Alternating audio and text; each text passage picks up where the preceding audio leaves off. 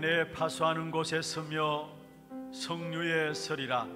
그가 내게 무엇으로 말씀하실는지 기다리고 바라보며 나의 질문에 대하여 어떻게 대답하실는지 보리라 하였더니, 여호와께서 내게 대답하여 이르시되 너는 이 묵시를 기록하여 판에 명백히 새기되 달려가면서도 읽을 수 있게 하라. 이 묵시는 정한 때가 있나니 그 종말이 속히 이루겠고 결코 거짓되지 아니하리라. 비록 더딜지라도 기다리라. 지체되지 않고 반드시 응하리라. 아멘. 모든 영광과 찬송을 주님 앞에 올려드립니다. 지난 한 주간 동안도 참된 믿음으로 현장에서 영적 싸움의 승리토록 하셨다가 오늘 또 완벽한 성취된 언약이 있는 귀한 자리에 주의 종들을 불러주심을 감사함을 드립니다. 오늘 또 말씀의 능력과 하나님의 것을 누리는 기도의 비밀이 회복되어지는 시간들 되게 역사하여 주옵소서. 이 시간 예배하는 시간에 나를 복음하는 시간이 되게 하시며 나와 관계된 모든 현장이 보좌화 되어지는 시간들 되게 하시며 시대의 스미스의 응답을 확인하는 귀한 예배가 되도록 축복하여 주옵소서. 살아계신 주 예수 그리스도의 이름으로 감사하며 교훈하옵나이다. 아멘.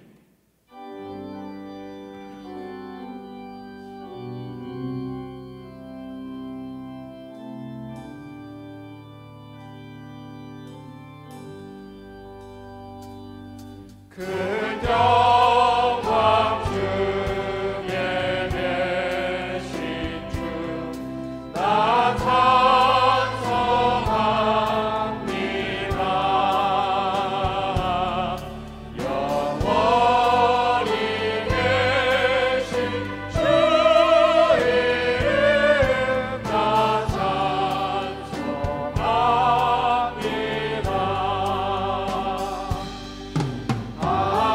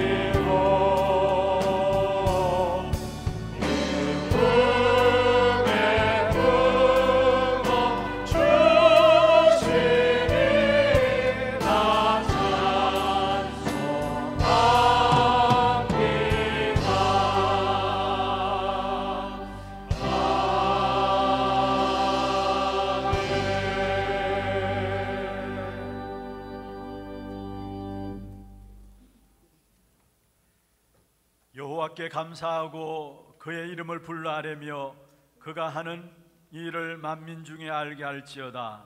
그에게 노래하며 그를 찬양하며 그의 모든 기이한 일들을 말할지어다. 그의 거룩한 이름을 자랑하라. 여호와를 구하는 자들은 마음이 즐거울지로다. 여호와와 그의 능력을 구할지어다. 그의 얼굴을 항상 구할지어다. 그의 종 아브라함의 후손 곧 택하신 야곱의 자손, 너희는 그가 행하신 기적과 그의 이적과 그의 입의 판단을 기억할지어다. 그는 여호와 우리 하나님이시라. 그의 판단이 온 땅에 있도다. 그는 그의 언약 곧 천대에 걸쳐 명령하신 말씀을 영원히 기억하셨으니 이것은 아브라함과 맺은 언약이고 이삭에게 하신 맹세이며 야곱에게 세우신 율례 곧 이스라엘에게 하신 영원한 언약이라. 이르시기를 내가 가나안 땅을 네게 주어 너희에게 합달될 소유가 되게 하리라 하셨도다. 아멘. 전능하사 천지를 만드신 하나님 아버지를 내가 믿사오며 그 외아들 우리 주 예수 그리스도를 믿사오니 이는 성령으로 잉태하사 동정녀 마리에게 나시고 본디오 빌라도에게 고난을 받으사 십자가에 못 박혀 죽으시고 장사한 지 사흘 만에 죽은 자 가운데서 다시 살아나시며 하늘에 오르사 전능하신 하나님 우편에 앉아 계시다가 죄로서 산 자와 죽은 자를 심판하러 오시리라. 성령을 믿사오며 거룩한 공회와 성도가 서로 교통하는 것과 죄를 사하여 주시는 것과 몸이 다시 사는 것과 영원히 사는 것을 믿사옵나이다. 아멘.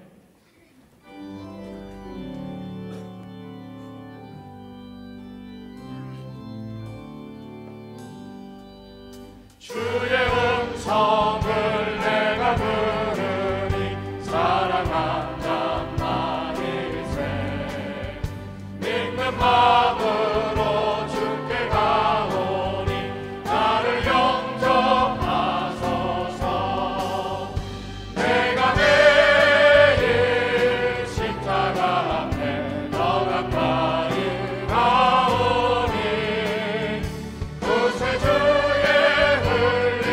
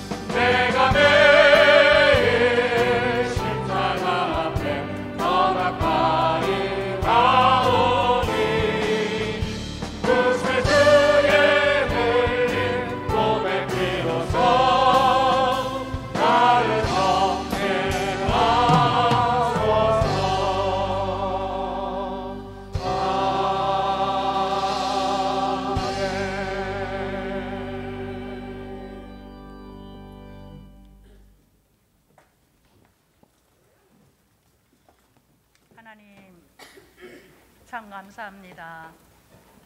하나님께서 우리를 복음 안에 불러주시고 오늘도 원하는 자들을 이 예배에 나올 수 있도록 이끌어 주셔서 오늘도 귀한 예배를 통하여 하나님이 주실 언약의 말씀을 붙잡을 수 있는 축복된 자리에 앉게 하심을 감사를 드립니다. 하나님 아버지, 우리 교회가 후대와 치유와 237 집중으로 나중 영광이 크게 되는 그 은혜 속에 우리 교회를 인도해 가시고 훗날에 기억될 교회로, 우리 교회를 전도 선교하는 교회로 이끌어 가심을 감사를 드립니다. 세우신 우리 원로 목사님과 또 우리 장로님들을 통하여서 우리 교회가 반석 위에 세워지게 하시고 이제는 귀한 후대들을 세워서 세계복음화라는 언약 속에 우리 후대들이 인도받게 하심도 감사를 드립니다. 하나님 아버지, 오늘도 세우신 담임 목사님에게 성령의 충만함을 주옵시고 영권을 1만 배나 더하여 주셔서 정말 선포되는 귀한 말씀이 한 주간도 현장 속에서 우리 삶의 지표가 되게 하시고 우리가 인도받을 수 있는 귀한 언약으로 붙잡혀지는 귀한 말씀 되기를 소망합니다.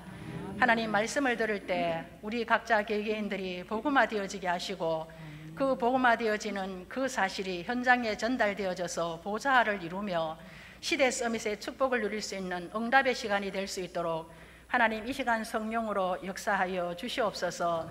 특별히 하나님께서 우리 교회 속에 또 이제는 미래를 살릴 영적 서밋에 하나님 귀한 후대들을 세워 가심도 감사를 드립니다. 우리 후대들에게 더욱더 성령의 충만함을 주셔서 시대를 알고 또 영적인 지혜를 가지고 미래를 살릴 수 있는 귀한 제자들로 세워질 수 있도록 하나님 축복하여 주시옵소서. 우리 교회에서 하나님의 뜻을 따라 파송된 귀한 선교사님들에게 성령의 충만함을 주옵시고 우리 선교사님들이 흩어져 계시는 현장 속에 그리스도만 증거하고 선포하여서 하나님 아버지 목회자를 세우고 전도자를 세우고 또 하나님 중직자를 세우고 렘넌트를 세울 수 있도록 우리 선교사님들에게 성령의 충만함을 주시옵소서. 특별히 하나님의 뜻이 있으시어 우리 차세대 선교사들을 이끄시고 또 귀한 교회에서 훈련받게 하심도 감사를 드립니다. 우리 차세대 선교사들을 통하여서 미래를 살릴 수 있는 귀한 선교사들로 세움받기에 부족함이 없도록 성령으로 충만하게 하시고 말씀과 기도와 전도에 전무할 수 있도록 은혜를 베풀어 주시옵소서. 하나님 아버지, 정말 우리 교회가 모든 교육기관과 또 전도의 기관과 하나님 산업선교의 기관과 모든 기관 속에 성령의 충만함을 주셔서 성령의 인도받게 하시고 하나님이 가장 원하시고 기뻐하시는 전도 역사 속에 온전히 인도받을 수 있도록 은혜를 베풀어 주시기를 간절히 바라고 원합니다. 하나님, 그리하여서 교회가 정말 300지교를 통해 3,000 제자를 세우고 1만 성도의 응답을 누릴 수 있는 또 기관들이 되어지게 하시고 특별히 우리 귀한 제자들이 세워져서 대구 경북을 살릴 5만 제자와 민족 살릴 40만 제자와 세계복음할 1천만 제자를 세울 수 있는 귀한 사역이 될 수 있도록 은혜를 베풀어 주시옵소서. 내년에 또 새롭게 편성되어지는 구역과 모든 사역 속에 하나님의 성령의 인도를 받게 하시고 세우신 우리 교역자들에게 성령의 충만함을 주셔서 현장 목회의 주역이 되어지며 모든 성도를 말씀으로 이끌어가기에 부족함이 없도록 영권을 1만 배나 더하여 주시옵소서. 오늘도 예배를 방해하는 모든 흑암의 세력은 예수 이름으로 무너지게 하시고 그리스도로 말미암아 하나님 나라가 이루어지는 최고의 예배가 되게 하시고 언약을 붙잡는 축복된 예배가 될 수 있도록 하나님 축복하여 주시옵소서.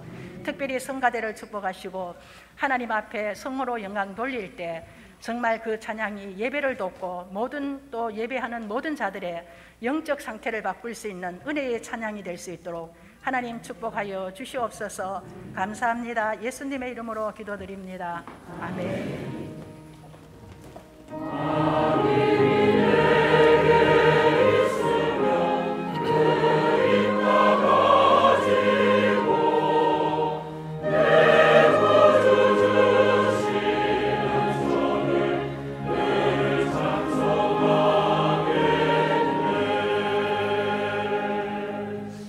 마태복음 14장 1절에서 12절 말씀입니다. 마태복음 14장 1절에서 12절 말씀 제가 한 절 읽고 여러분이 한 절 읽고 교독을 하도록 하겠습니다. 그때 분봉왕 헤롯이 예수의 소문을 듣고 그 신하들에게 이르되 이는 세례 요한이라. 그가 죽은 자 가운데서 살아났으니 그러므로 이런 능력이 그 속에서 역사하는도다 하더라. 전에 헤롯이 그 동생 빌립의 아내 헤로디아의 일로 요한을 잡아 결박하여 옥에 가두었으니 이는 요한이 헤롯에게 말하되 당신이 그 여자를 차지한 것이 옳지 않다 하였습니다. 헤롯이 요한을 죽이려 하되 무리가 그를 선지자로 여김으로 그들을 두려워하였더니 마침 헤롯의 생일이 되어 헤로디아의 딸이 연서 가운데서 춤을 추어 헤롯을 기쁘게 하니 헤롯이 맹세로 그에게 무엇이든지 달라는 대로 주겠다고 약속하거늘 그가 제 어머니의 시킴을 듣고 이르되 세례 요한의 머리를 소반에 얹어 여기서 내게 주소서 하니 왕이 근심하나 자기가 맹세한 것과 그 함께 앉은 사람들 때문에 주라 명하고 사람을 보내어 옥에서 요한의 목을 베어 그 머리를 소반에 얹어서 그 소녀에게 주니 그가 자기 어머니에게로 가져가니라. 요한의 제자들이 와서 시체를 가져다가 장사하고 가서 예수께 아뢰니라. 아멘. 찬양대 찬양 있겠습니다.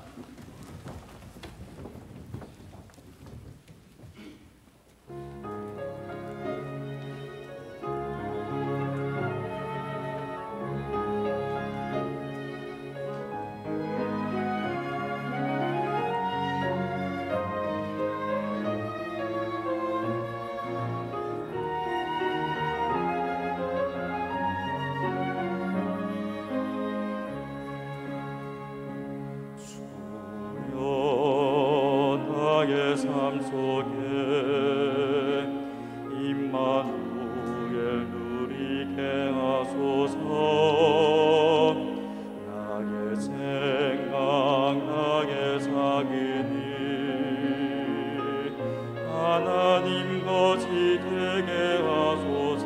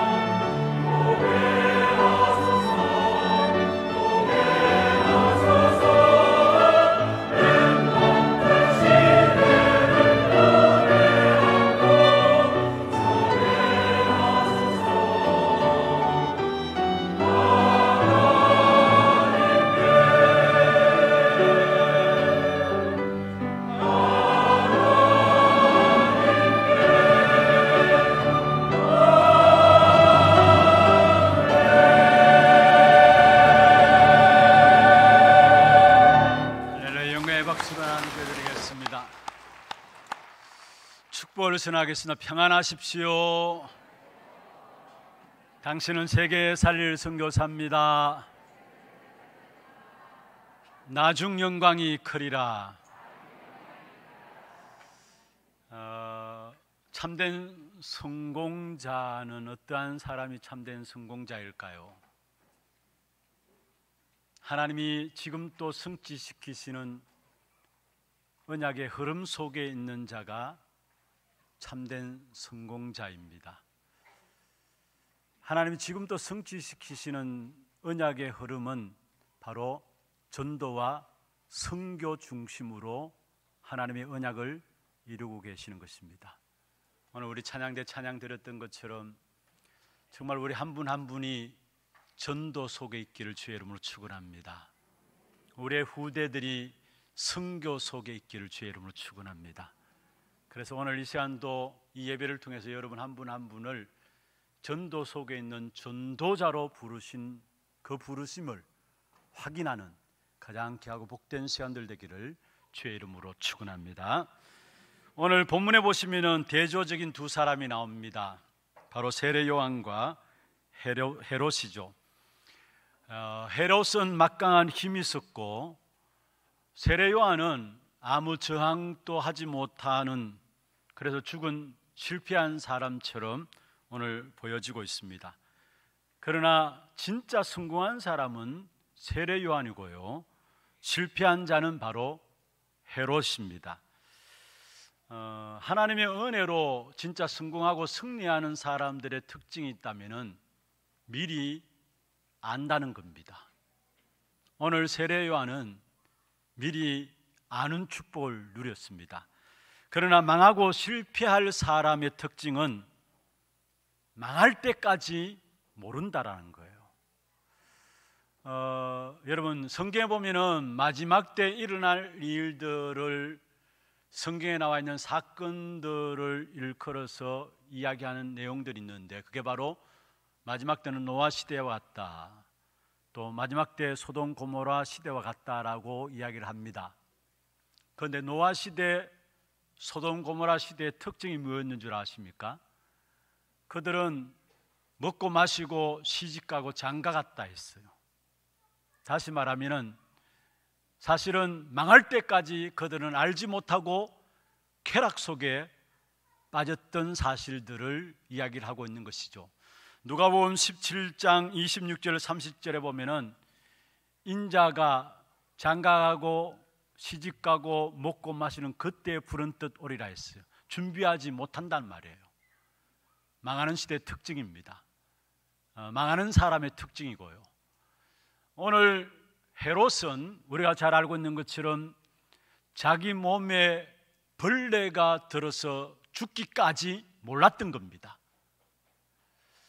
어떤 면에서 불신자들의 모습이라고 할 수 있습니다.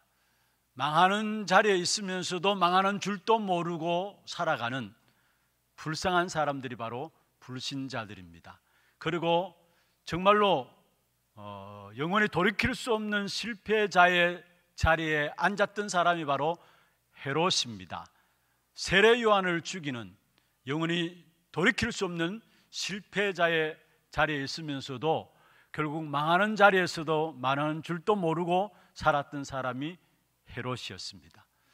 또 성경에 보면 여러분 골리앗과 다윗도 마찬가지입니다. 골리앗은 자기가 지금 나가는 전쟁에서 그 전쟁이 자기의 장사난인 줄도 모르고 다윗 앞에 갔어요.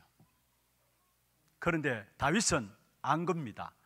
그래서 사무엘상 17장 46절에 보면은 오늘 여호와께서 너를 내 손에 넘기시리니, 오늘 여호와께서 너를 내 손에 넘기시리니, 다윗은 미리 처음부터 승리할 것을 알았다라는 사실을 우리에게 보여주고 있는 것입니다. 오늘 이 시간에 정말 우리를 전도자로 부르신 하나님 앞에서 우리의 영안이 열려짐으로 말미암아 이 시대를 준비하는 저와 여러분 되기를 주의 이름으로 축원합니다. 그럼 먼저 첫 번째입니다. 완전한 성공자 세례 요한에 대한 부분을 한번 살펴보겠습니다. 이 세례 요한은 그리스도를 알고 승리한 사람이었습니다. 성경에 보면은 누가복음 7장에도 28절에 말씀하고 있고요, 마태복음 11장 11절에도 말씀하고 있는데, 예수님께서 이 세례 요한을 일컬어서 여자가 낳은 자 중에 가장 큰 자다 이야기를 했습니다. 다시 말하면은 세례 요한이 무엇을 했기 때문에 성공했다라고 이야기를 하고 있습니까? 여자가 낳은 가장 큰 자다, 세례 요한이 무엇을 했기 때문에 가장 큰 자다, 성공했다라고 이야기하고 있습니까? 그것은 단 한 가지 조건이었습니다. 다른 것이 아니라 복음을 아느냐 모르느냐입니다. 그렇습니다. 주님께서 이 땅에서 인생들을 살펴볼 때에 어떤 사람들이 성공한 자냐, 어떤 사람이 실패한 자냐, 그게 단 기준이 복음을 아느냐 모르느냐에 따라서 달려있다라는 사실입니다. 여러분, 우리가 복음 안에 있다면은 그 어떤 어려움이 있다 할지라도 반드시 그 어려움 속에서 복음 안에 있는 자는 승리하게 되어 있습니다. 그게 성경과 교회사를 통해서 우리에게 증거로 보여주고 있죠. 아무리 훌륭하고 많은 것들을 갖고 있다 할지라도 복음 밖에 있다면은, 여러분, 어려움 당하면은 반드시 망하게 되어 있습니다. 그래서 그게 복음의 현주소고, 다시 말하면 복음 안에 있다면은 반드시 승리할 수밖에 없는 것은 우리의 호적이 완전히 바뀌어진 사실들을 말씀하고 있습니다. 모든 기준이 정말로 내가 복음을 알고 있느냐 모르고 있느냐. 오늘 세례 요한은 복음에 대해서 알고 있는 사람이었습니다. 그리스도를 알고 누리는 사람 중에 한 사람이 바로 세례 요한이었습니다. 어느 정도냐? 세례 요한은 태중에 있을 때 이미 그리스도에 대한 사실들을 인식했던 사람입니다. 태중에 있을 때. 세례 요한의 어머니가 엘리사벳 아닙니까? 그 엘리사벳의 태중에 있을 때 이미 그리스도에 대한 사실을 인식했다는 사실들을 성경을 통해 우리에게 보여주고 있는데요, 누가복음 1장 41절에 보면은 어머니 뱃속에 있을 때 예수님을 낳으실 마리아를 보고 알아봤다고 했어요. 엘리사벳의 앞에 마리아가 올 때에 태중에 있던 세례 요한이 이미 그 태에서 기뻐했다 말씀했어요. 알아봤다는 말이죠. 그리스도를 알아봤다라는 사실을 말씀하고 있는 것입니다. 그렇습니다. 우리가 지금 태영아 교육에 대해서 많이 강조를 하죠. 참 감사한 것은요, 우리 교회 안에 태영아 교육들이 정말로 기도하는 분들을 중심으로 해서 제대로 진행되고 있다는 거예요. 한번 가보세요. 꼭 한번 태영아 여러분 예배 시간 한번 가보세요. 가면 우리 태영아 아이들과 함께 부모님들이 언약 속에서 얼마나 아름답게 귀하게 잘 말씀으로 양육받고 있는지 몰라요. 너무나 감사한 일이고요. 또 태영아 이 은혜스러운 예배를 있기 위해서는 특별히 우리 하나님 어린이집도 있고요, 또 우리 사모님들, 또 우리 장로님이 운영하는 거루터기 어린이집과 함께 237 어린이집들이 있는데, 여기서 이미 복음 훈련들이 되어지면서 또 태영아 모여지고 태영아 모임 속에서 복음이 선포되어지고 거기에 아이들이 어릴 때부터 복음이 심어진다라는, 이거는 엄청난 축복이에요. 그게 부모님들이 함께 기도하면서 함께 참여하게 되고요, 아이들이 왔다 갔다 하고 시끄럽습니다만은, 그러나 여러분 아이들은 왔다 갔다 하면서 메시지를 다 들어가게 돼 있어요. 시끄럽게 하면서 메시지가 다 심어지게 돼 있어요. 너무나 우리 아이들이 복음 안에서 자란다는 이게 엄청난 축복이라는 사실. 오늘 세례 요한은 이미 태중에 있을 때부터 성령의 충만함을 입었다라고 이야기를 하고 있는 것입니다. 그래서 정말 우리가 계속해서 우리의 태영아 아이들이 완전히 복음 안에 잘 준비되어서 앞으로 한 시대를 살리는 복음 엘리트로 자랄 수 있도록 여러분 기도해 주셔야 합니다. 그리고 꼭 한번 가보세요. 기도 제목들 붙잡고 꼭 한번 가보세요. 그리고 정말로 태영아를 위한 기도 놓치지 말고요. 오늘 아침에도 제가 새벽 기도를 마치고 집에 들어가는데 어느 권사님이 새벽 기도를 마치고 돌아와서 아마 저한테 카톡을 보내셨어요. 그래서 제가 집에 들어가면서 카톡을 이렇게 확인했는데, 이 권사님이 뭐라고 카톡을 보내주셨느냐 하면은, 교회 주일날 오후 예배 때, 지금 오전 예배는 이 시간에 태영아실에 예배가 진행되거든요. 그러니까 이제 오후 예배 때에 자기 아들하고 며느리가 예배에 성공하게 하기 위해서, 메시지를 듣게 하기 위해서 손자를 자기가 돌본다라는 거예요. 그런데 손자를 돌보다 보면은 애들이 그렇잖아요. 울 수도 있고 시끄러울 수도 있잖아요. 가만히 앉아 모 있잖아요. 그러니까 울고 시끄러우면은 예배 분위기가 좀 그럴까 싶어서 얼른 밖으로 데려나간다는 거예요. 그러면서 이 권사님이 그런 말씀하셨어요. 어제 우리 237 다민족 흐름 집중 훈련이 있었는데 거기에서도 많은 우리 할머니들이 모여서 포럼하기를 진짜 우리 태영아를 위해서 이 한 자리에 들어서 예배 드릴 수 있으면 좋지만은 그렇지 않은 경우에는 우리 수요 예배도 금요 전도학교도 또 주일 오후 예배 이런 때도 생방송으로 이 시간 진행되는 이 예배 그대로 생방송으로 예배에 함께 참여할 수 있는 공간 태영아 씨를 만이라도 이렇게 내주면은 거기에 할머니들이 함께 모여서 아이들과 함께 아이들을 케어하면서 말씀 같이 들을 수 있으면 좋겠다. 그렇게 문자를 보내주셔서 교회에서 그게 되는지 모르겠습니다라고 문자를 보내주셨어요. 제가 그것을 받는 순간에 답을 드렸어요. 당연히 그래야죠. 당연히 그래야죠. 세례요한은 태영아 때부터 이미 성령의 충만함을 입었습니다. 그러니까 한 시대에 예수님이 오실 길을 준비하는 일에 가장 귀하게 하나님이 사용하셨던 사람 중 한 사람이 세례요한이었거든요. 그래서 우리가 어릴 때 우리 아이들에게 복음이 심어진다는 것은 아이들이 장차 앞으로 어떠한 인물들이 이들 가운데 일어날지는 우리는 알지 못하는 것입니다. 그래서 제가 제 마음에 들기를 이런 사람들 기도하는 분들이 한 명만 있어도 한 분만 있어도 그 한 분을 위해서라도 예배실을 만들어 드려야 된다는 거, 이런 마음들이 들더라고요. 그래서 제가 당장 우리 방송 담당하는 서 지사님한테 문자를 보냈습니다.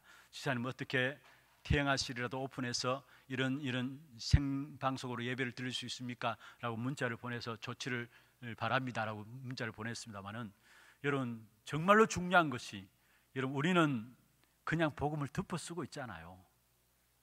저는 늘 제 자신을 보면서 깨닫게 되는 부분들이 복음 이야기하지만은 제 자신을 보면 볼수록 복음을 그냥 덮어쓰고 있다라고 생각해요.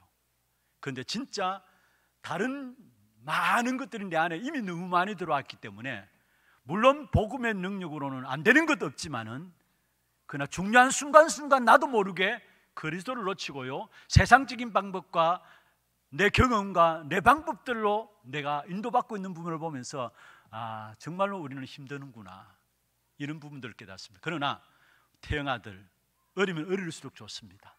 우리 아이들에게 진짜 복음이 들어간다면 이 아이들 통해서 하나님은 어떤 일들을 일으킬지 우리는 아무도 모르는 거예요. 여러분 시대마다 시대를 변화시켰던 시대를 살렸던 인물들은 하나같이 어릴 때부터 올바른 복음이 전달되어지고 이 복음으로 각인뿔이 체질되어진 사람들을 통해서 하나님은 한 시대를 살렸던 사실들을 우리는 성경을 통해서 보여주고 있고 교회사를 통해서 보여주고 있는 것입니다. 오늘 본문에 나오는 세례 요한은 이미 태중에 있을 때부터 그리스도를 알아봤다라는 사실입니다. 그게 복이에요. 사실은 세상의 그 어떤 것보다도 그리스도를 안다라는 것, 그게 최고의 축복입니다. 마태복음 16장 16절에 베드로가 주는 그리스도시요 살아계신 하나님의 아들이십니다 고백했습니다. 그때에 예수님께서 말씀하셨습니다. 바요나 시몬아 네가 복이 있도다. 그리스도 알고 있는 네가 복되다라고 선언하신 것이죠. 여러분 그러면서 뭐라고 말씀했습니까? 이 반석 위에 너는 베드로라 이 반석 위에 내가 내 교회를 세우리니 전혀 흔들리지 않는다는 말이에요. 그러면서 음부의 권세가 이기지 못하리라. 세상의 권세, 지옥의 권세, 사망의 권세를 이길 수 있는 어마어마한 권세가 우리에게 주어졌다는 사실을 말하고 있습니다. 그러면서 천국 열쇠를 네게 주노니 네가 땅에서 매면 하늘에서 매일 것이요 네가 땅에서 풀면은 하늘에서 풀리리라. 하늘 보호자의 문을 여는 열쇠를 우리에게 주셨다라는 사실, 그리스도 알고 있는 자에게. 그런데 실상은 어떻습니까? 많은 분들이 그리스도를 몰라요. 교회를 다니면서도 그리스도를 틀리게 알고 있어요. 예레미야처럼 알고 있고요, 엘리야처럼 알고 있고요, 세례요한처럼 알고 있고요, 선지자 중에 하나로 알고 있어요. 그러니까 가면 갈수록 교회가 어려워지는 것이고 교회가 문을 닫게 되어지는 것이고 교회가 세상 속에서 오히려 손가락질 당하고 있는 것입니다. 그리스도를 몰라서 그런 거예요. 정말로 우리가 그리스도를 아는 것이 가장 귀중한 복이라는 사실. 그래서 날마다 우리가 그리스도를 누리고 그리스도를 처음 아는 자는 반드시 승리자가 될 줄로 믿습니다. 우리가 가장 먼저 되어야 될 부분들이 뭐냐 하면은 그리스도를 바르게 알고 체험하고 누리는 것이 모든 것의 시작이라는 사실입니다. 세례 요한은 이 그리스도를 알고 승리한 사람이에요. 그 다음에 세례 요한은 어떤 사람이냐? 모든 이유와 동기를 넘어선 사람이 세례 요한이었습니다. 여러분, 우리가 신앙생활하는 그 시작을 보면은 많은 분들이 그냥 모태신앙으로 교회에 나왔던 분들이 있고요, 그리고 가정에 많은 어려움들 당해서, 건강의 어려움들 당해서, 또 자녀의 문제들 당해가지고 나름대로 신앙을 시작하게 된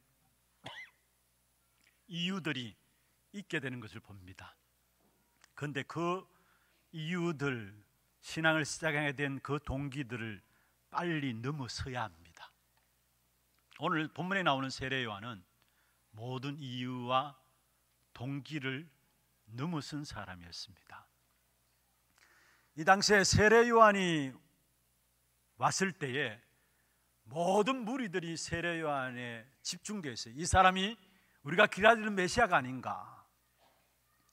그래서 모든 무리들이 제사장들에게 가지 아니하고 강야에 있는, 당연히 제사장들에게서 말씀을 받아야 되지, 성전에 있는 제사장에게서 말씀을 받아야 되는데 강야에 모이기 시작해요. 강야에 있는 세례 요한에게. 그리고 그 당시에 얼마나 능력을 행하고 얼마나 한마디로 인기가 있었느냐, 세상적인 말로 인기죠. 인기가 있었느냐, 이 세례 요한이 우리가 기다리는 메시아다, 마지막 선지자고 메시아다, 이래서 세례 요한을 믿는 종교가 만들어졌어요. 만다교라고 해서 이것은 세례 요한을 메시아로 믿는 종교예요.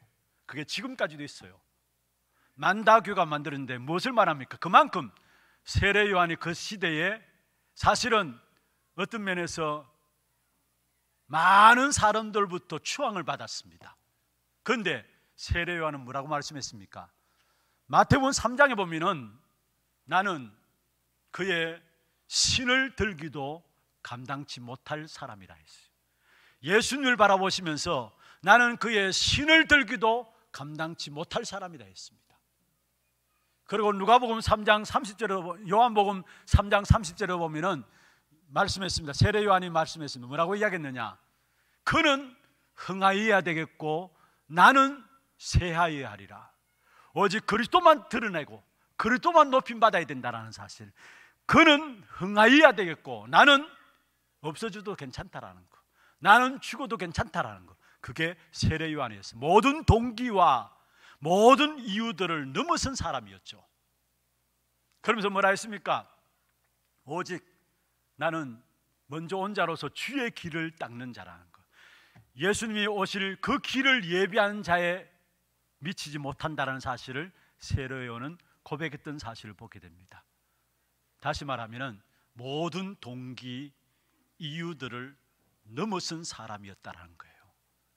그렇습니다. 우리 신앙생활을 어떻게 시작했든 상관없어요. 그게 머물러 있으면 안 돼요. 그게 여러분의 시작이 되었다 할지라도 우리는 어디에 들어가야 되느냐? 그 모든 이유와 동기를 넘어서서 오직 그리스도로 들어가야 되는 겁니다. 여러분, 이 세례 요한은 모든 동기와 이유들을 넘어섰다는 말은 무슨 말이냐? 여러분, 그리스도 안에서만 모든 것이 된다라는 사실들을 이 세례 요한은 가졌다라는 사실이에요. 그렇습니다. 우리가 빨리 작정하고 각오해야 될 부분들이 있다면 다른 것이 아닙니다. 나는 그리스도 안에서만으로 살겠다라는 거, 하나님 주시는 것만으로 살겠다라는 거, 그리스도 안에 있는 것만으로 내가 살겠다라는 거, 이게 세례 요한이 모든 사건과를 통해 그리스도를 높인 이유였고요, 동기와 이유들을 버린 이유였어요. 여러분, 또 성경에 쓰임받은 사람 보세요. 바울도 골로새 2장에 말씀하고 있죠. 2장 2절에 하나님의 비밀이 그리스도다 말씀하면서 모든 지혜와 지식과 모든 보화가 그 안에 감춰졌다 이야기했어요. 무슨 말입니까? 진짜 그리스도 안에서만 모든 것 보겠다는 말이에요. 여러분, 오늘 이 시간에 이 자리에 앉은 여러분이 여러분 마음 중심에 이 각오와 결단들이 고백되어질 때 하나님이 여러분의 모든 것들을 책임지실 것입니다. 내가 정말로 그리스도께서 주시는 것으로만, 하나님께서 주시는 것으로만 내가 살겠습니다. 그 각오할 때 하나님은 여러분 생을 책임지시게 되어 있습니다. 창세기 13장에 보면은 아브라함이 중요한 결단을 하게 되죠. 그러니까 하나님께서 중요한 결단 이후에 눈을 확 열어주셨어요. 그게 13장에 나옵니다. 족과 롯과의 관계 속에서 네가 먼저 좋은 땅을 선택해 나가라 결단하게 되죠. 그리고 그 선택하고 난 이후에 하나님께서 창세기 13장 14절 보면은 결국 롯이 아브라함을 떠난 후에 아브라함에게 어마어마한 영적인 축복의 눈을 확 열어주셨어요. 그런데 그 일이 있기 전에 어떤 일이 있었냐 보면요, 창세기 12장에 보면 하나님 갈대아 우르에서 아브라함을 불러내시죠. 그리고 내가 내게 지시할 땅으로 가라 말씀하셨습니다. 그리고 지시한 땅에 이르렀는데 마침 그 땅에 기근이 임했습니다. 그래서 그 기근을 피하기 위해서 아브라함이 어디로 내려갔어요? 12장 10절부터 보면은 기근을 피하기 위해서 애굽에 내려갔는데 거기에 부끄러움을 당하고 실패하게 되고 부끄러움을 당하고 하나님 다시 회복시켜서 그 애굽에서 나오게 됩니다. 저는 그 본문을 보면서 계속 연결되어지면서 어떤 생각이 드냐 하면은 아브라함이 이때 우리에게 있어서 먹고 사는 것이 문제가 아니구나 깨달았. 그게 애굽에서의 생활이었어요. 먹고 사는 것이 문제가, 자기 먹고 살려고 자기 아내를 누이라고 속이고 그래서 그게 들통나고 부끄러움을 당하고 결국 돌아오게 됐잖아요. 먹고 사는 것이 문제가 아니구나 깨달았어요. 그러니까 13장 딱 가자마자 하나님께서 보면은 아브라함의 종들, 롯의 종들이 싸우는데 아브라함과 롯의 재산 때문에 싸우게 됩니다. 그런데 아브라함이 조카 롯에게 양보해요. 네가 먼저 좋은 땅을 택하라. 어디서 나온 결단일까요? 12장 이미 우리의 문제는 내가 먹고 살기 위해서 바둥바둥 애쓴다고 해서 될 문제가 아니구나라는 것을 깨달은 거예요. 그러니까 13장 1절부터 보면은 롯에게 양보하잖아요. 양보하고 나서 결국은 영적인 어마어마한 축복된 역사들을 받게 되고요. 그리고 14장에 보면은 양보했다는 그 부분들, 또 영육간에 있어서 우리에게 육적인 먹고 사는 것이 문제 아니라는 부분들이 어디서 또 보여졌냐 하면은, 다시 말해서 나는 하나님 주시는 것으로 살겠습니다라는 부분들이 어디서 보여졌느냐 하면은 창세기 14장 21절, 22절, 23절에 보면은 연합군의 전쟁에서 아브라함이 승리하잖아요. 그리고 돌아오는 길에 아브라함이 멜기세덱에게 11조를 바치게 되고요. 그러고 나서 왕 앞에 섰을 때 왕이 뭐라 했습니까? 사람은 내 사람이니까 내게 보내고 전리품은 네가 가져가라. 그때 아브라함이 뭐라고 이야기했습니까? 노했습니다. 한마디로 노했습니다. 실오라기 하나도 가져가지 않겠다 했어요. 아브라함의 중심에 무엇이 있었는 줄 아십니까? 하나님이 나의 모든 삶을 책임진다는 사실을 안 거예요. 다시 말하면 나는 하나님 안에서 하나님 주시는 것으로 살겠다는 마음이에요. 하나님 주시는 것으로 살겠다는 마음. 그게 창세기 15장 1절에 보면은 하나님께 그 아브라함에게 말씀했습니다. 바로 내가 너의 상급이고 내가 너의 방패가 되게 하겠다. 여러분, 그렇습니다. 하나님의 사람은 어떠한 사람이 하나님의 사람이냐? 하나님이 주시는 것으로 사는 사람이 하나님의 사람입니다. 정말로 그리스도 안에서만 주어지는 것으로 내가 살아야 되겠습니다 하는 사람이 전도자고, 그게 세례 요한의 삶이었어요. 그게 한 시대 로마를 복음화했던 바울의 삶이었어요. 이삭도 한번 보세요. 이삭. 여러분, 그 당시에 우물은 생명과도 같습니다. 그런데 우물을 팔 때마다 또 빼앗기고 또 빼앗기고 했습니다. 다 양보했어요. 처음에는 마음에 또 분함이 있었겠죠. 그래서 샘을 파고 그 샘 이름을 에셋과 신나라고 붙였는데, 에셋이란 말은 다툼이란 말이고요, 신나란 말은 대적이란 말입니다. 무슨 말입니까? 그 샘에 대한 다툼과 또 대적을 통해서 그 샘을 얻게 됐다는. 그런데 어떻든 그 샘들이 빼앗기게 되고요, 양보하게 되고, 그 다음 샘을 팠는데 르호봇이라 이름을 붙였어요. 하나님께서 넓게 하셨다는 말이에요.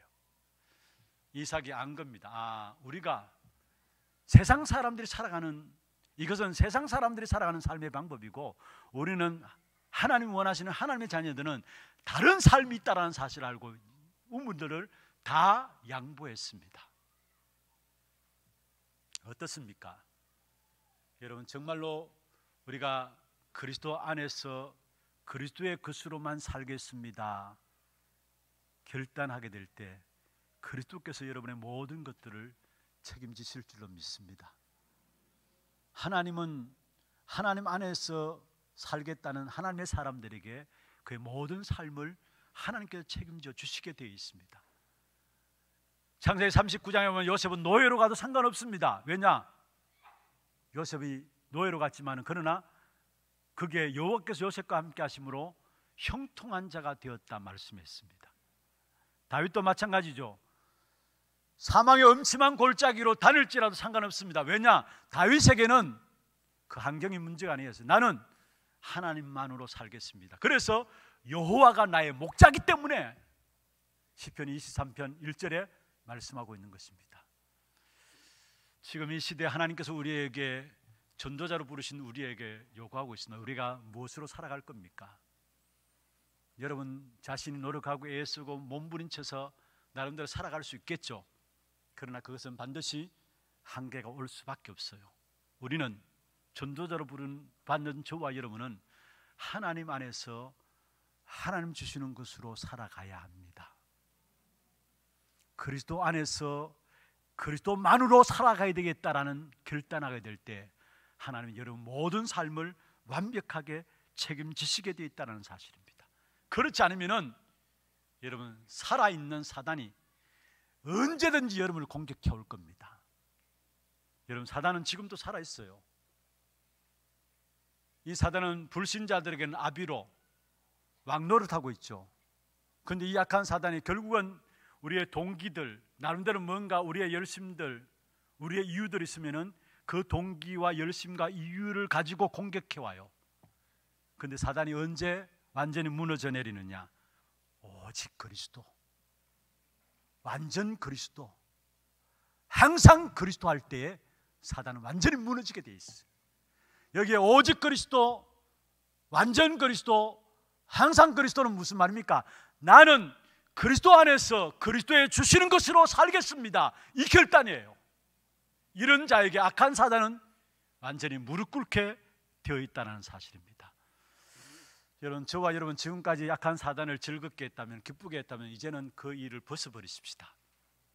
진짜 오직 그리스도, 완전 그리스도, 항상 그리스도 되어짐으로 말미암아 정말로 그리스도 안에서 주시는 귀한 축복된 역사들을 날마다 누려가는 저와 여러분 되시기를 주의 이름으로 축원합니다. 요즘 제가 자주 제 혼자 흥얼거리는 찬송이 있어요. 오늘 불렀던 찬송인데요, 내가 매일 십자가 앞에 더 가까이 갑니다.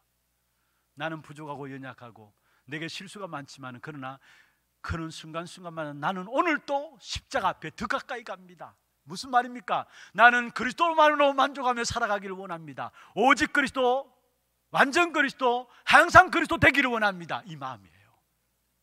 이때 하나님께서 여러분의 모든 삶을 축복하시고 책임지실 줄로 믿습니다.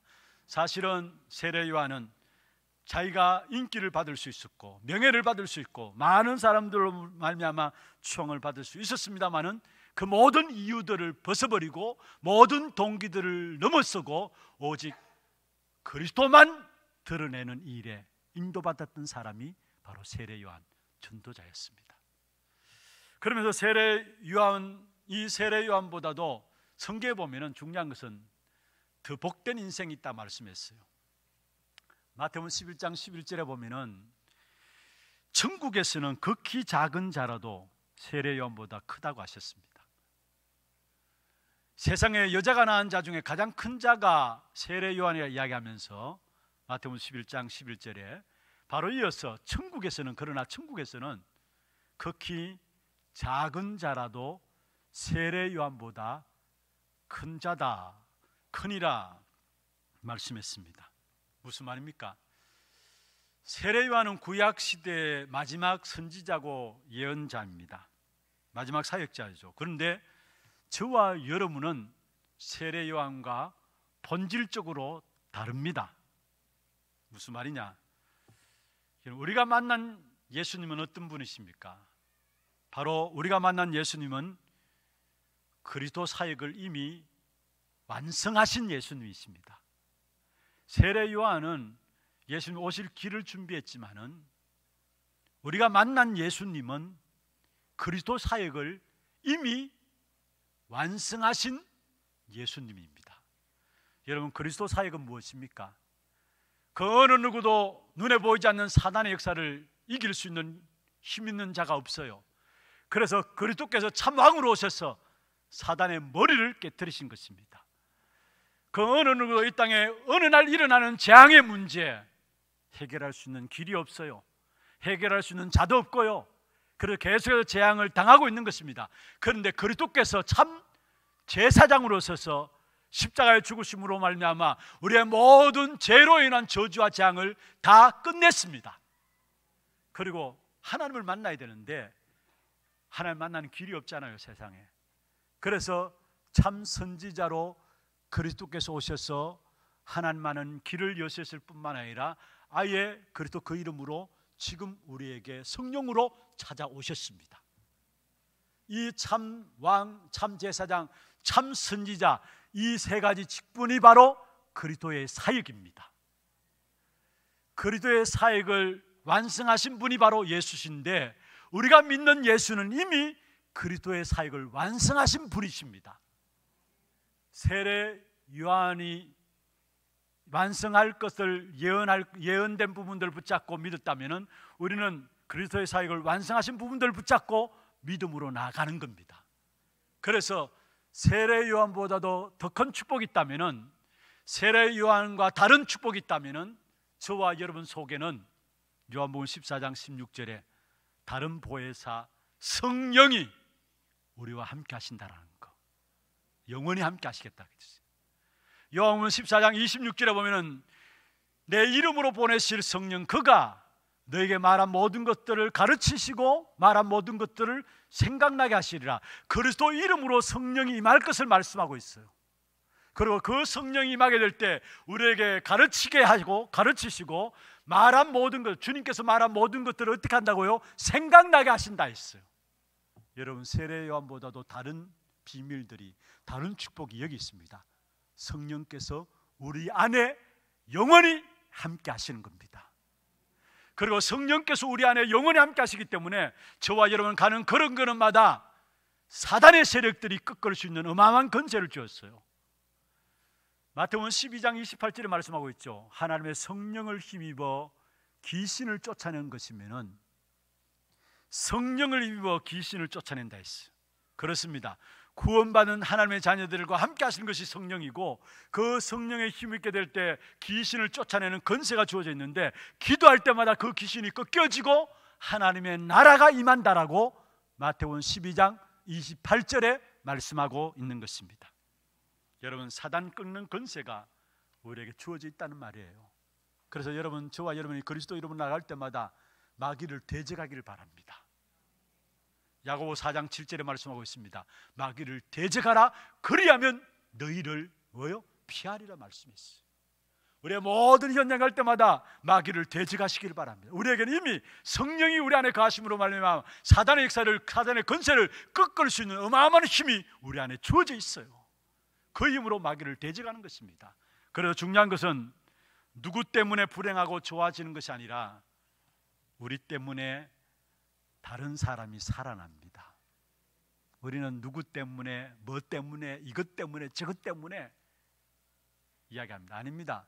누구 때문에 행복하고 누구 때문에 불행한 것이 아닙니다. 분명한 것은 저와 여러분 때문에 모든 사람이 다 살아납니다. 그래서 주님께서 말씀했습니다. 세상 끝날까지 너희와 항상 함께 있을 테니까 모든 족속으로 가서 제자 삼으라. 만민에게 땅 끝까지 이르러 이 복음 전하라. 무슨 말입니까? 모든 사람이 저와 여러분 때문에 살아날 줄로 믿습니다. 이 어마어마한 축복을 우리에게 주셨어요. 세례 요한보다 더 복된 인생으로 하나님께서 우리를 축복하셨다라는 사실이에요. 이 사실 붙잡기를 주의 이름으로 축원합니다. 여러분, 두 번째로 완전 승리할 성도들이 바로 오직 그리스도인입니다. 오늘 본문에 나오는 세례 요한, 세례 요한이 헤롯의 손에 죽자 예수님의 제자들이 예수님께 나왔다라고 이야기를 했습니다. 하나님께서 이 세례 요한을 귀하게 쓰셨죠. 시대시대만 하는 게 귀하게 쓰신 분들이 있습니다. 그런데 그 사람이 훌륭하고 대단해서가 아니라 하나님이 그 사람을 쓰신 것이고 사용하신 것입니다. 이스라엘 역사에 있어서 빼놓을 수 없는 사람이 있다면 모세입니다. 그런데 모세가 대단하다 아닙니다. 그래 보면 안 됩니다. 모세를 사용하신 하나님이 대단하신 것입니다. 어제 우리 예결산위원회 한 해 결산하고 예산을 계획하기 위해서 모여서 같이 이제 인도를 받았는데요. 거기에서도 제가 말씀을 나누었던 부분들이 하나님께서 안디옥 교회를 쓰셨는데 우리 교회들이 전부 다 안디옥 교회처럼 되기를 원하는 마음으로 안디옥 교회 이름이라도 안디옥 교회를 붙이고 하는데, 중요한 것은 안디옥 교회가 대단한 것이 아니라 그 안디옥 교회를 하나님이 쓰셨고 그 안디옥 교회를 쓰신 하나님은 지금 또 안디옥 교회처럼 언약 붙잡은 교회들을 하나님이 붙잡고 쓰신다라는 것. 우리는 사람들을 높일 필요는 없습니다. 사람들을 의지할 필요는 없습니다. 사람들을 믿을 필요는 없습니다.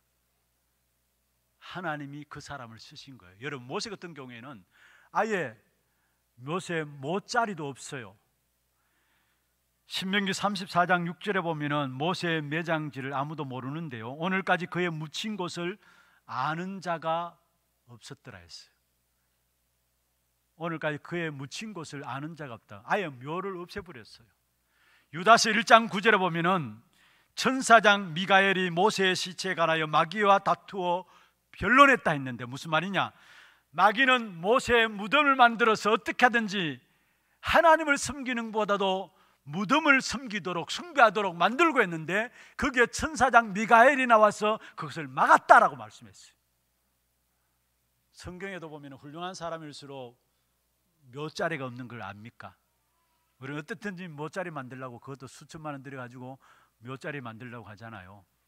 사실 전혀 쓸데없는 것인데, 그런데 중요한 것은요, 여러분, 우리는 사람을 의지할 바가 안 된다라는 거. 인격이 훌륭할 수도 있어요. 사람이 괜찮을 수도 있어요. 그러나 믿을 수 있는 대상은 아니다라는 거. 사람을 의지하고 사람을 믿는 데서 사람 앞에 상처를 받아요. 우리가 의지하고 믿을 분은 오직 그리스도뿐인 줄로 믿습니다. 교회 안에 혹이나 사람 관계 속에서 상처받는 분들 보면은 거의 그 사람을 믿고 그 사람을 의지했는데 네가 나에게 이렇게 배신할 수 있어. 여러분, 그렇습니다. 모두가 아담의 후손이에요. 아무리 훌륭해도 아담의 후손이에요. 그래서 우리는 사람을 의지하고 사람을 믿을 것이 아니라 사람을 존경하고 사람을 존중해야 합니다. 그러나 사람을 의지하고 믿는 것이 아니라 우리는 모든 사람을 살려야 하는 사람들입니다. 그게 오늘 결국 세례 요한을 통해서 우리에게 보여주고 또 성경 역사 속에 모세를 통해서 훌륭한 사람들을 통해서도 우리에게 보여주고 있는 부분들입니다. 어떤 면에서 여러분, 우리가 연약합니까? 모자랍니까? 그게 더 우리에겐 유익입니다. 왜냐? 내가 약할 그때가 곧 강함이기 때문에 내가 의지할 수밖에 없도록, 사람을 의지할 수밖에 없도록 나는 연약한데요, 오히려 그게 여러분 정말로 그리스도 바라보면 그게 유익이에요. 고린도전후서 12장 9절에 바울이 고백했잖아요. 내가 약할 그때가 곧 강함이니. 나는 약해서 그리스도를 바라봤는데 그게 나에게 강함으로 역사했다고. 갈라디아 2장 20절입니다. 내가 그리스도와 함께 십자가에 못 박혔나니 이제는 내가 사는 것이 아니라 내 안에 누가 산다고요? 그리스도께서 사시는 것이라. 여러분 죽어도 괜찮아요. 여러분 없어도 괜찮아요. 왜냐? 여러분 통해서 그리스도가 나타나기 때문에. 그래서 정말로 우리의 생에 주님 앞에 서서 우리 생을 결산할 때 우리의 이름을 드러내기 위해서 여러분 그건 헛일입니다. 그 헛된 일 다 버리시고요. 진짜 그리스도만 높임 바 되어지는 세례 요한이 그리스도만 높인 것처럼 저 여러분의 삶을 통해서 그리스도만 드러나는 그런 축복된 삶이 되기를 주의 이름으로 축원합니다. 여러분 무엇보다도 마지막 결론으로 말씀을 맺겠습니다. 특별히 우리의 신앙생활에 있어서 예수를 믿음으로 구원받는 것하고요, 또 구원받은 이후의 삶과는 다른 게 있습니다. 우리가 예수를 그리스도 알고 믿는 순간에 구원은 받습니다. 그런데 구원 이후의 삶, 여러분 우리에게 불신앙도 순간순간 찾아오잖아요. 우리의 염려거리 날마다 우리에게 공격해 오잖아요. 우리에게 있는 영적인 문제 있잖아요. 우리에게 있는 상처들 있잖아요. 그걸 그리스도 영접했다고 순간에 없어지느냐? 아니잖아요. 그래서 주님께서 우리에게 약속했습니다. 그게 뭐냐? 함께 있겠다. 또 나가서 전도도 하고 귀신을 쫓는 근세도 있게 하기 위함이라. 그리스도 믿음으로 구원받는 것에서 끝난 것이 아니라 구원받는 주와 여러분에게 함께 하시겠다라는 거. 그래서 하나님께서 모든 문제를 함께 하심으로 모든 문제 하나하나 해결해 나가겠다는 거. 그렇다면은 내게 있는 영적 문제 걱정할 필요 없어요. 내게 있는 상처들 걱정할 필요가 없어요. 어떤 면에 내게 있는 무능력도 마찬가지입니다. 주님께서 함께 하시면서 주님이 해결해 주시는 것입니다. 우리는 그 영적인 문제, 상처와 갈등들이 있으면 있을수록 어디에 들어가면 되느냐? 오직 그리스도, 오직 복음 속에 들어가면 됩니다. 그리스도 믿는 순간에 구원받는 것하고 우리가 오직 그리스도 되는 것하고 달라요. 우리는 우리의 삶의 문제를 통해서, 어려움 통해서 그 순간순간마다 사실은 함께 하시는 사실을 체험하고 누릴 때에 정말로 예수가 그리스도 맞구나, 우리는 오직 속에 들어가는 것입니다. 그렇게 될 때 내가 복음화되어지고 복음화된 나를 통해서 나의 현장이 보좌화되어집니다. 여러분, 현장이 보좌화된다는 말이 무슨 말입니까? 나의 모든 관계된 현장에 하나님의 나라의 일이 이루어진다는 말이에요. 그게 다른 말로 하면 전도와 선교입니다. 내가 복음화되어지는 만큼, 내가 오직 그리스도 되어지는 만큼 나의 현장은 보좌화됩니다. 그러면은 그런 사람들은 시대의 서밋으로 세워지게 됩니다. 이 축복을 준비해 놓고 우리를 하나님께서 전도자로 부르셨습니다. 그냥 구원받음으로 끝나는 것이 아니라 전도자로 부르셨어요. 그래서 함께 있겠다. 또 나가서 전도도 하고 귀신을 내쫓는 권세도 있게 하기 위함이라 전도자로 부르셨기 때문에, 사도행전 9장에 보면은 바울도 처음부터 하나님께서 전도자로 부르셨어요. 참된 성공자는 누구냐? 내가 전도 속에 있는 전도자, 이게 참된 성공자입니다. 하나님께 우리의 인생을 참된 성공자의 삶을 살아갈 수 있도록 전도자로 부르신 그 부르심을 확인하면서 이번 한 주간에도 오직 그리스도 집중하시고요, 그 그리스도께 집중함으로 말미암아 모든 현장이 보좌화되어지는 축복과 함께 시대 서밋으로 세워지는 그런 축복된 응답이 저와 여러분이 이루어지기를 주의 이름으로 축원합니다. 하나님 감사합니다. 이번 한 주간 전도자로 부르신 우리의 부르심을 복음을 통해서 확인하게 하시고 오직 그리스도, 오직 복음 속에 집중하게 하시며 현장이 복음화되어지며 시대 스미스의 응답을 확인하는 귀한 한 주간 되도록 역사하여 주시옵소서. 살아계신 우리 구주 예수 그리스도의 이름으로 감사하며 기도드리옵나이다. 아멘. 광고 영상과 함께 그 다음에 우리 하나 스미스쿨이 있습니다. 2021년도를 맞이하면서 우리 하나 스미스쿨 모집 안내 영상을 본 후에 우리 관리국장님 나오셔서 오늘 이 시간 예배 바로 이후에 하재 대피 훈련들이 바로 진행됩니다. 그래서 거기에 대한 안내 같이 할 수 있도록 하겠습니다.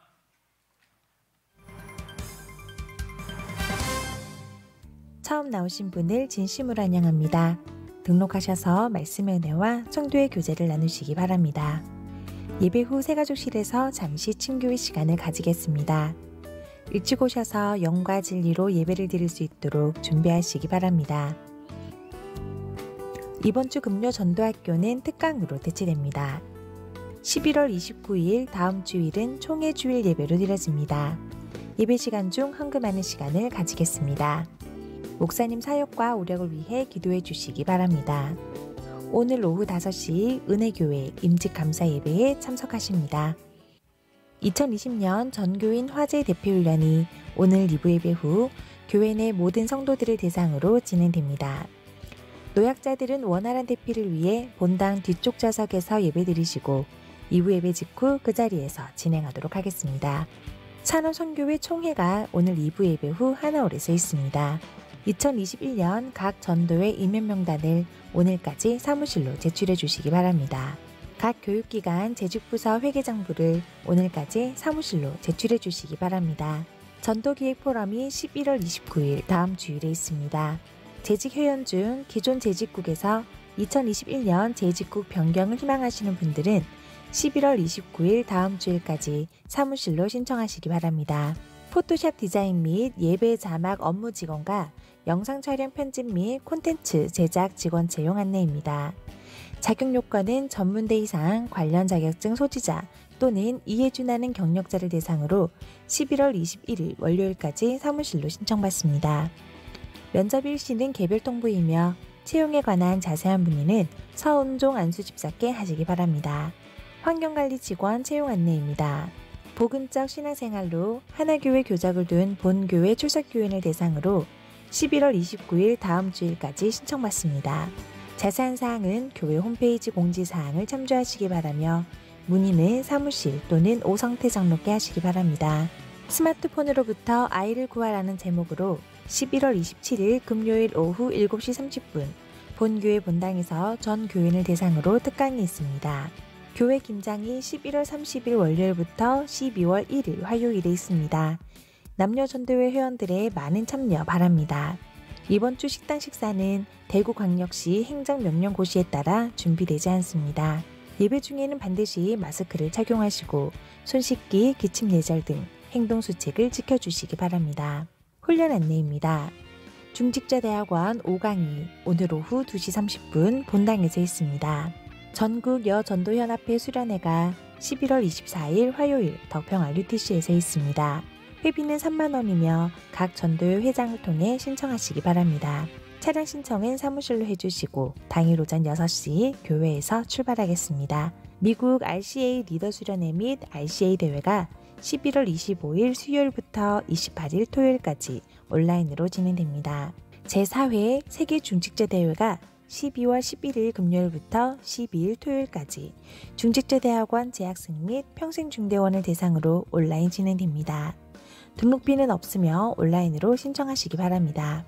1대교구 달서구 월성 유천지역 오세현 집사 모친 최정미 권사 시모께서 초청하셔서 장례를 마쳤습니다. 2대교구 수성구 지역 권장기 집사 모친 조영자 비권사 시모께서 소천하셔서 장례를 마쳤습니다. 만나시는 대로 위로해 주시기 바랍니다. 237 이방인의 뜰 프로젝트 한나라 품기 솔로몬 제도편 이번 주에 소개해드릴 나라는 솔로몬 제도입니다. 이곳은 1850년대 영국의 식민 지배를 받게 되면서 선교사들에 의해 복음이 전파되었고 전체 인구 68만여 명 중 95%에 달하는 사람들이 기독교를 믿게 되었습니다. 솔로몬 제도는 독일, 미국 등 강대국들의 끊임없는 침략 속에 있었는데요. 2차 세계대전 당시에는 강대국들의 전쟁 요충지로 이용되었습니다. 이 때문에 솔로몬 제도의 주민들은 또 다른 섬으로 옮겨 다녀야만 했고 결국 주민들 사이에 분쟁이 일어나 1998년 5년간의 내전으로 이어졌습니다. 이러한 가운데서도 1980년대에는 솔로몬 제도의 모든 기독교단에서 부흥이 일어났습니다. 하지만 복음주의가 아닌 은사주의 운동이 주로 이루었고 현재에도 이단단체와 이슬람교가 번성하고 있는 상황입니다. 하지만 최근 우리 단체의 빅물 식수화 산업을 통해 선교 시스템이 세워지고 있으며 김동호 선교사님을 중심으로 현지인들에게 복음이 증거되고 있습니다. 이 복음을 통해 현지인들이 참된 복음의 능력을 회복하고 오세아니아 14개국의 복음의 빛을 발할 수 있도록 이번 주는 솔로몬 제도를 위해 기도합시다. 자세한 사항은 주보를 참조해 주시기 바랍니다.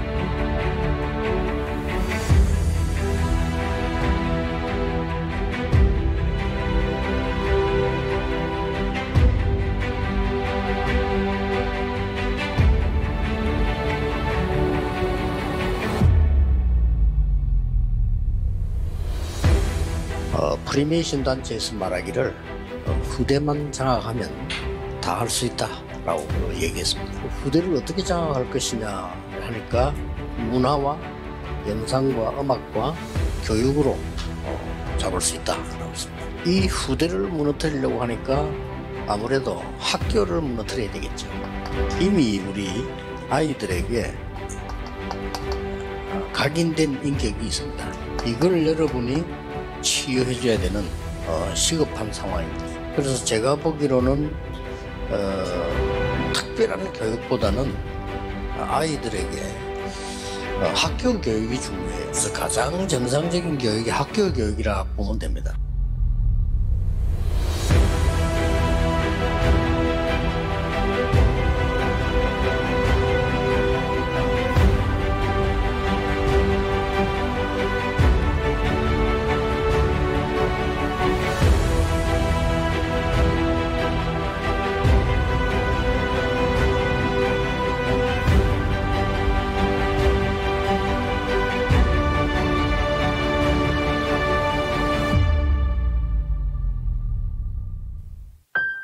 주님, 복음적 세계관으로 하나님 나라를 세우는 전도 제자를 키우는 학교가 되게 하옵소서. 오직 그리스도의 위대로 각인 뿌리 체질되는 서밋이 되게 하옵소서. 오직 하나님 나라의 임마누엘로 교회화, 현장화, 세계화되는 서밋이 되게 하옵소서. 오직 성령 충만의 원네스로 시대와 후대 앞에 노바디로 서는 서밋 되게 하옵소서.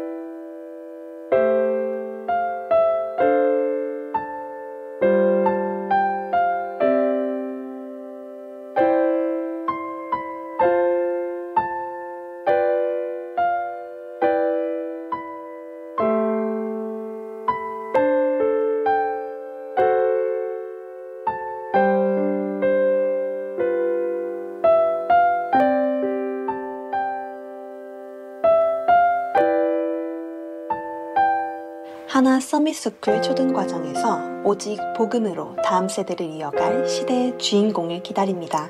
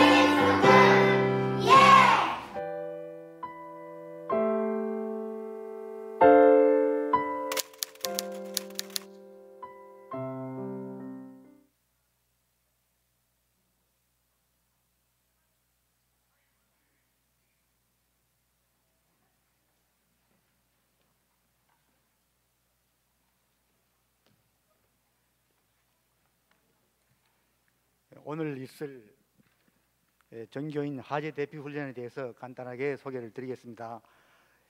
매년 11월 넷째 주일에 우리 하나교회에서 전교인 화제 대피 훈련을 실시하고 있습니다. 이미 해보셔서 잘 아시리라 생각하고 오늘 간략하게 소개를 드립니다. 본 훈련은 화재가 발생하였을 때 교회 내 모든 성도들이 안전하게 교회 밖으로 대피하는 훈련입니다. 우리 안전요원 22명이 복장을 어깨띠를 갖추고 정해진 위치에서 이렇게 이비업에 참석하고 있습니다. 오늘 화재 발생되었다는 예상 지점은 식당의 1층 식당의 주방에서 화재가 발생된 걸로 하고 대피 훈련을 하겠습니다. 예배를 마치면 목사님 축도 후에 찬양대 찬양이 완전히 끝나면 화재 경보 사이렌이 울리고 이때부터 훈련이 시작되겠습니다. 유치부는 훈련이 종료될 때까지 유치부실에서 대기를 하면 되겠습니다. 3층 즉 준층에 있는 분들과 4층에 있는 성도님들은 계단으로 내려오지 마시고 위로 올라가시면 됩니다. 4층 옆에 그 베란다가 있고 또 옥상에 또 이게 대피할 장소가 있습니다. 그쪽으로 이렇게 대피해 주시면 고맙겠습니다. 그다음 2층 우리 본당에서 예배 드리는 분들과 1층에 있는 성도님들은 교회 마당으로 대피를 하시면 되겠는데 계단이 두 군데밖에 없어가지고 이렇게 많이 혼잡합니다. 이 앞쪽에도 있는데 찬양대와 우리 앞에 계시는 분들은 이 앞쪽 계단을 통해서 강단 옆 계단을 통해서 내려가시고 밖에 나가서 로비에서 계단 두 군데는 왼쪽 계단이 더 복잡합니다. 좀 오른쪽으로 가면 좀 더 여유가 있으니까 왼쪽 계단으로 몰리지 마시고 나가서 오른쪽 계단으로 이렇게 나누어서 대피하시면 되겠습니다. 노약자를 우선 배려하고 계단 손잡이를 이용하도록 도와줍니다. 내려가면서 계단 손잡이는 오른쪽에만 있습니다. 먼저 노약자들을 배려해 주시면 감사하겠습니다. 엘리베이터는 화재가 나면 중지가 됩니다. 엘리베이터를 탈 수가 없으니까 전부 계단으로 대피해 주시기 바랍니다. 주차장은 주차 요원이 관리를 하는데 자유롭게 차를 타고 나가시도록 그렇게 안내해 주시고 마당으로 대피하면 귀가하는 성도들은 바로 귀가하시면 되겠고요. 교회 일이 있으신 분들은 계속 그 마당 어린이집 하나님 앞이나 그쪽 놀이터 쪽 그다음 교회 마당에 그리고 더 복잡하면은 우리 그 상원고등학교 옆 통로 쪽으로도 대피를 하시기 바랍니다. 교회 버스는 훈련이 종료되면 성도님들을 성차해서 출발하도록 하겠습니다. 모든 성도들이 안전하게 대피 완료되면 훈련 종료 방송을 알리고 일상에 복귀하도록 그렇게 하겠습니다. 유의사항으로는 무엇보다도 안전사고 예방에 특별히 유의를 해야 합니다. 한 분이라도 다치면 안 됩니다. 거리를 유지해 주시고 밀치지 마시고 천천히 이동하시면 되겠습니다. 훈련이지만 실제 상황과 똑같이 하게 되고 안전요원의 안내에 적극 따라주시기 바랍니다. 안전요원의 그 눈길이 미치지 못한 곳은 서로 이렇게 좀 도와서 그렇게 안전하게 대피하실 수 있도록 해주시기 바랍니다. 오늘 중요한 것은 천천히 또 거리 유지하시고 안전을 우선해서 훈련에 임하시면 되겠습니다. 감사합니다. 예, 감사합니다. 준비하신 예물 하나님께 드리도록 하겠습니다.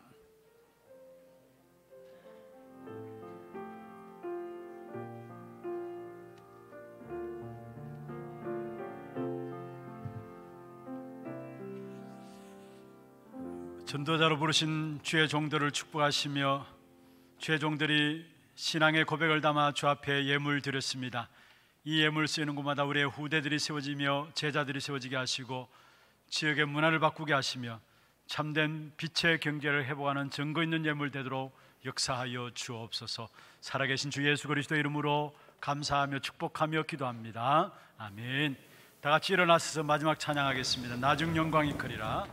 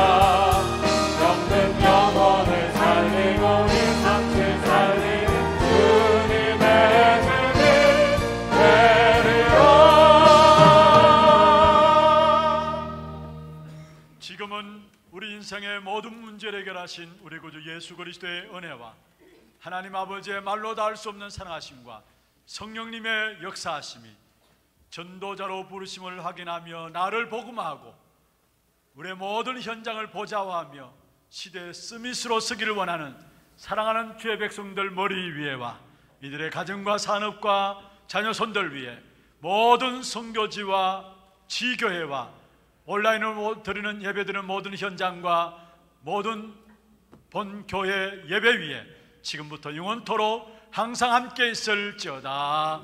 아멘.